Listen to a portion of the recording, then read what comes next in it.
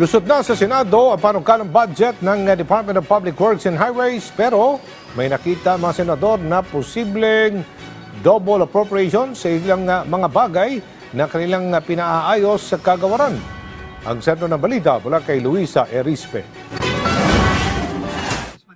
Lusot na ang panukalang pondo ng Department of Public Works and Highways para sa fiscal year 2026. Ang kabuuang budget, 568 billion pesos.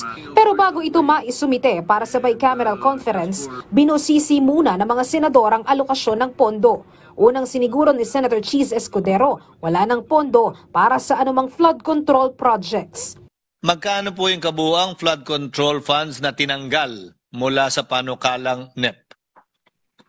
Mga 255 billion, Mr. President.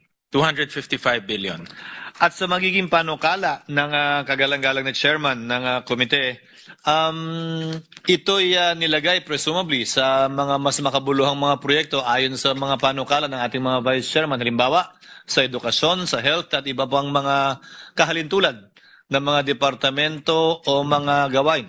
Tama po. Tiniyak din niya na walang makakasingit na pondo para sa ghost projects.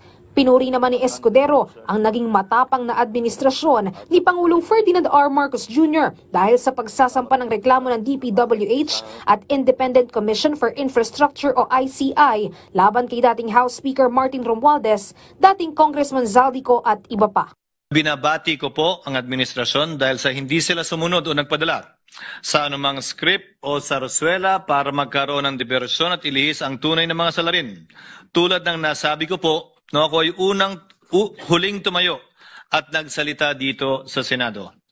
Ayon mismo kay Secretary Dizon, wala silang sinundang script at base sa kautusan ng Pangulo, sinundan lamang nila kung saan sila dinadala ng ebidensya. At dahil nga dito, sinampahan na po sina Co, Romualdez, Alcantara, Bernardo, Hernandez at iba pa. Pero kahit walang flood control, may nakita naman si Senate President Pro Tempore Panfilo Lacson na posibleng double appropriations at duplicate programs sa budget ng DPWH. Sa ilalim ito ng Convergence and Special Support Program o CSSP. Bukod sa lumobo ng 39.6% ang pondo sa General Appropriations Bill mula sa National Expenditure Program ng CSSP, may dalawang programa sa ilalim nito na iisa lang ang mga proyekto pero parehas na may pondo. Paano natin i-explain to na pareho-pareho nomenclature? Magkabukod pa yung kanilang budget, yung funding. Ang mga programa ay ang SIPAG na may 69.735 billion pesos sa NEP pero umakyat ng 111.03 billion sa House version ng GAB o General Appropriations Bill. Tinapyasan naman ito ng 1 billion sa Senado. Ang lumalabas na duplicate program nito ay ang BIP na may 60.38 billion pesos na alokasyon sa NEP na naging higit 90 billion naman sa House pero natapyasan ng higit 2 billion sa Senado.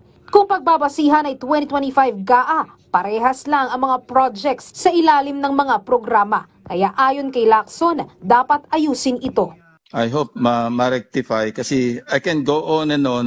Marami pang projects and I hope Secretary Vince will just take a look at all the project titles, especially yung either exactly the same or Phase 1, Phase 2 pa. Nangako naman ang DPWH sisilipin at aayusin ng pondo sa dalawang programa. Luisa Erispe para sa Pambansang TV sa Bagong Pilipinas.